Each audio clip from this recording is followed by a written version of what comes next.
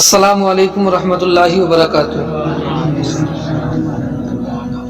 ایک مرتبہ بلند آواز سے درود پاک پڑھے، اللہم صلی علی سیدنا مولانا محمد مبارک وسلم، صلاۃ و سلام علیک یا رسول اللہ صلی اللہ تعالی علیہ وسلم۔ آج میں چند باتیں اعتکاف کے بارے میں آپ کو بتاؤں گا کہ اعتکاف کس کو کہتے ہیں اور اعتکاف کا طریقہ کیا ہے، اور حدیث میں اعتکاف کی کیا فضیلتیں آئی ہیں۔ اللہ رب العزت نے قرآن مقدس کے اندر ارشاد فرمایا، اعوذ باللہ من الشیطان الرجیم، وَلَا تُبَاشِرُوهُنَّ وَأَنْتُمْ عَاكِفُونَ فِي الْمَسَاجِدِ۔ اس کا ترجمہ ہے کہ عورتوں سے مباشرت نہ کرو جبکہ تم مسجدوں میں اعتکاف کیے ہوئے ہو۔ تو اس سے پتہ چلا کہ اعتکاف جو ہوتا ہے وہ مسجدوں میں ہوتا ہے۔ حدیث پاک ہے، حضرت ام المؤمنین عائشہ صدیقہ رضی اللہ تعالی عنہا سے مروی ہے، بیان کرتی ہیں کہ اللہ کے نبی علیہ الصلوۃ والسلام رمضان کے آخری عشرے میں اعتکاف فرمایا کرتے تھے۔ آخری عشرے میں یعنی رمضان کے آخری 10 دنوں میں اللہ کے نبی اعتکاف فرمایا کرتے تھے۔ اس سے پتہ چلا کہ اعتکاف کا جو صحیح اور درست وقت ہے وہ آخری عشرہ ہے، یعنی رمضان کے مہینے کے آخری 10 دن ہیں۔ ایک حدیث پاک اور ہے، حضرت عائشہ ہی بیان کرتی ہیں کہ معتکف یعنی اعتکاف کرنے والا، معتکف پر سنت طریقہ یہ ہے کہ نہ اعتکاف کرنے والا مریض کی عیادت کو جائے، یعنی کسی بیمار کی خیر خبر کو جائے، اور بیان کرتی ہیں کہ نہ ہی معتکف جنازے میں حاضر ہو، اور نہ ہی معتکف یعنی اعتکاف کرنے والا اپنی بیوی کو ہاتھ لگائے، اور نہ ہی اس سے مباشرت کرے۔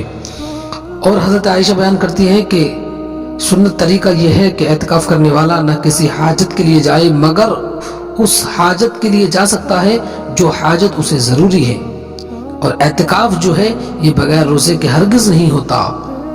اعتکاف کے لیے روزہ دار ہونا شرط ہے، اگر روزہ نہیں رکھے گا تو پھر اعتکاف نہیں ہوگا۔ ایک حدیث پاک اور ہے، حضرت امام حسین رضی اللہ تعالی عنہ سے مروی ہے کہ حضور اقدس نور مجسم صلی اللہ تعالی علیہ وسلم نے فرمایا، جس نے رمضان میں 10 دنوں کا اعتکاف کر لیا، اور یہاں 10 دن سے مراد آخری عشرہ ہے، بیان کرتے ہیں حضور علیہ السلام کہ جس نے رمضان میں 10 دنوں کا اعتکاف کر لیا تو وہ انسان ایسا ہے جیسے اس نے 2 حج کر لیے ہوں اور 2 عمرے کر لیے ہوں۔ آپ اندازہ لگائیے اللہ رب العزت نے اعتکاف کرنے میں کتنا بڑا ثواب رکھا ہے۔ تو ہمیں چاہیے کہ ہم زیادہ سے زیادہ جو ہے اپنی مسجدوں کی رونقوں کو بڑھائیں اور اعتکاف کی نیت کر کے مسجد میں ٹھہر جائیں۔ بہت فضیلتیں برکتیں اللہ رب العزت نے اعتکاف میں رکھی ہیں، اور یاد رہے کہ یہ اعتکاف کا وقت، یہ اعتکاف کا ٹائم جو ہے یہ 20ویں روزے کو ہوتا ہے۔ 20ویں روزے کو اعتکاف میں بیٹھا جاتا ہے۔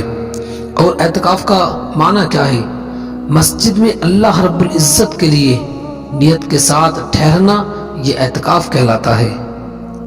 محترم سامعین اکرام، ایک بات میں آپ کو یہ بتا دوں کہ اعتکاف کرنے والے کا بالغ ہونا شرط نہیں ہے، بلکہ نابالغ وہ بچہ جو تمیز رکھتا ہے، اگر وہ نیت کر کے اعتکاف کی مسجد میں ٹھہر جائے تو یہ اعتکاف بھی صحیح ہو جائے گا۔ اور سنیں، مسجد جامع ہونا اعتکاف کے لیے یہ شرط نہیں ہے، بلکہ کوئی بھی مسجد ہو، سب مسجدوں میں جو ہے اعتکاف ہو جاتا ہے۔ ہر اس مسجد میں اعتکاف ہو جائے گا جس میں امام اور مؤذن مقرر ہوں۔ پتہ چلا کہ اکثر ہمارے عوام میں یہ مشہور ہے، اور یہ عوام میں مشہور ہے کہ اعتکاف جو ہے وہ جامع مسجد میں ہوتا ہے۔ نہیں پیارے، اعتکاف ہر اس مسجد میں ہو جائے گا جس میں امام اور مؤذن مقرر ہوں، اور جماعت کے ساتھ اس مسجد میں نماز بھی پڑھی جاتی ہو۔ اور میں یہ بات بتا دوں کہ اعتکاف کس جگہ پر زیادہ افضل ہے، تو محترم سامعین اکرام، سب سے زیادہ افضل مسجد حرم شریف میں اعتکاف ہوتا ہے۔ پھر اس سے کم افضل مسجد نبوی شریف میں ہوتا ہے، پھر اس سے کم مسجد اقصی میں ہوتا ہے، اور مسجد اقصی کے بعد ہر اس مسجد میں زیادہ افضل اعتکاف ہوتا ہے جو سب سے بڑی ہو جماعت کے اعتبار سے۔ جہاں پر جس مسجد میں بڑی جماعتیں ہوتی ہوں وہاں پر اعتکاف کرنا یہ زیادہ ثواب ہے۔ اور سنیں کہ عورت کو مسجد میں اعتکاف کرنا یہ مکروہ ہے، بلکہ عورت کو چاہیے کہ وہ گھر میں ہی اعتکاف کرے، مگر اس جگہ کرے جو اس نے نماز پڑھنے کے لیے مقرر کر رکھی ہے، جسے مسجد بیت بھی کہتے ہیں۔ اور عورت کے لیے یہ بات بھی مستحب ہے کہ گھر میں نماز پڑھنے کے لیے کوئی جگہ مقرر کر لے، اور عورت کو چاہیے کہ اس جگہ کو پاک و صاف رکھے۔ اور سب سے بہتر بات یہ ہے کہ اعتکاف کرنے والی عورت کو یہ چاہیے کہ اس جگہ کو چبوترے وغیرہ کی طرح جو ہے بلند کر لے۔ محترم سامعین اکرام، اور سنیں کہ اگر عورت نے نماز کے لیے کوئی جگہ مقرر نہیں کر رکھی ہے تو پھر یاد رہے کہ گھر میں اعتکاف نہیں کر سکتی۔ لہٰذا اگر اس وقت یعنی جب کہ اعتکاف کا ارادہ کیا اور کسی جگہ کو نماز کے لیے خاص کر لیا ہے تو اس جگہ اعتکاف کر سکتی ہے۔ اور ایک بات میں یہ بتاتا ہوا چلوں کہ اعتکاف کی 3 قسمیں ہوتی ہیں۔ اعتکاف ایک تو واجب ہوتا ہے، جو منت مانی ہوتی ہے وہ اعتکاف واجب ہوتا ہے۔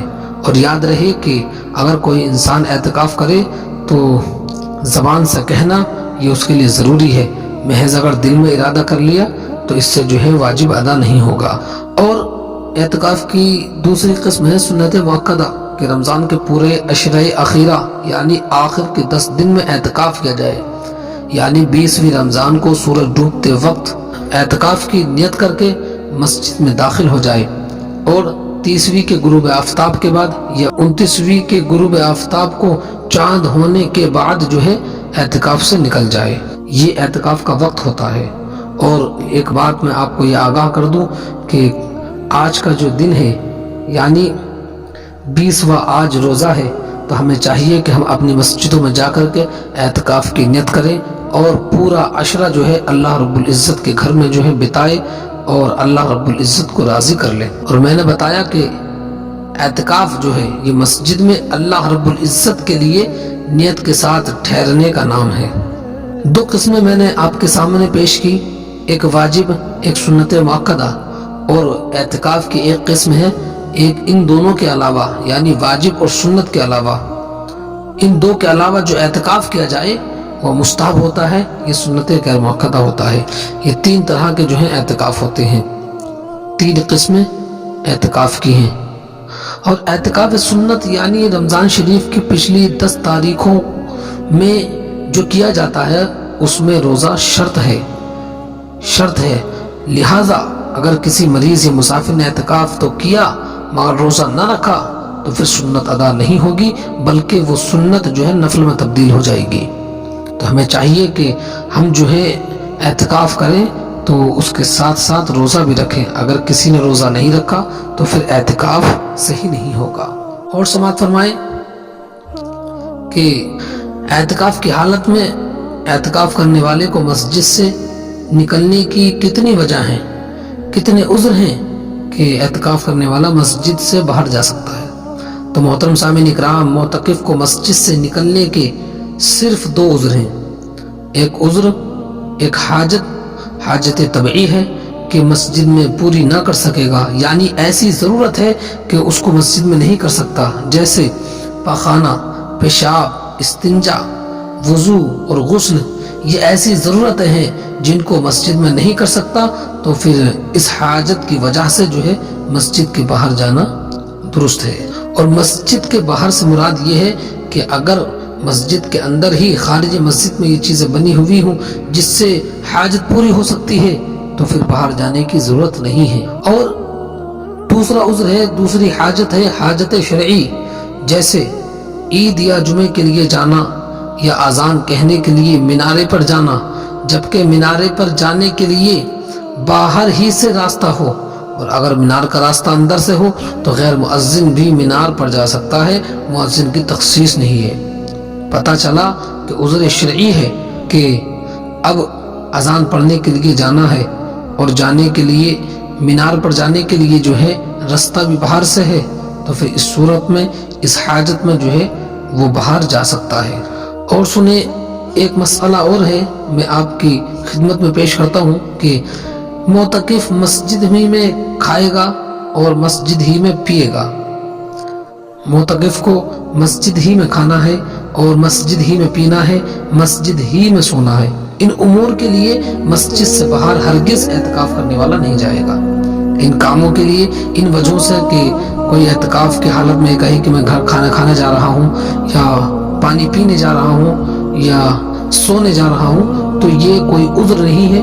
اگر اعتکاف کرنے والے نے یہ کام کیے اور مسجد سے باہر چلا گیا تو پھر اس صورت میں اعتکاف کرنے والے کا اعتکاف مسجد سے نکلتے ہی ٹوٹ جائے گا۔ اور یاد رہے کہ کھانے پینے میں بالخصوص یہ احتیاط لازم ہے، یہ ضروری ہے کہ کھانے پینے کی صورت میں مسجد آلودہ نہ ہو، مسجد گندی نہ ہو، مسجد میں گندگی نہ پھیلائی جائے۔ اور یہ بات بھی یاد رہے کہ معتکف کے سوا اور کسی کو مسجد میں کھانے کی، پینے کی، سونے کی اجازت ہرگز نہیں ہے، ہرگز نہیں ہے۔ یعنی اگر کوئی مسجد میں کھائے گا تو صرف وہی کھا سکتا ہے جو مسجد میں اعتکاف کرے گا، اعتکاف کی نیت کی اور اس کے بعد جو ہے اللہ رب العزت کی بارگاہ میں سجدہ ریز ہوا، نماز پڑھی، تو پھر اس صورت میں مسجد میں کھانا پینا سونا یہ جائز ہے۔ اور اگر یہ کام کرنا چاہے، اگر کوئی انسان کھانا چاہے، پینا چاہے، تو اعتکاف کی نیت کر کے مسجد میں جائے اور نماز پڑھے یا ذکر الہی کرے، پھر اس کے بعد جو ہے کھا سکتا ہے، پی سکتا ہے، سو سکتا ہے۔ محترم سامعین اکرام، یہ باتیں میں نے آپ کی خدمت میں رکھی۔ اللہ رب العزت ہم تمام کو مسجد میں اعتکاف کرنا نصیب فرمائے اور ہم تمام کو عمل خیر کی توفیق عطا فرمائے۔ آپ حضرات اس کو جو ہے سنیں، اس پر عمل کریں اور اس کو زیادہ سے زیادہ شیئر بھی کریں۔ اللہ رب العزت ہم تمام کو عمل خیر کی توفیق عطا فرمائے۔ استغفر اللہ ربی من کل ذنب واتوب الیہ وما علینا الا البلاغ۔ السلام علیکم ورحمۃ اللہ۔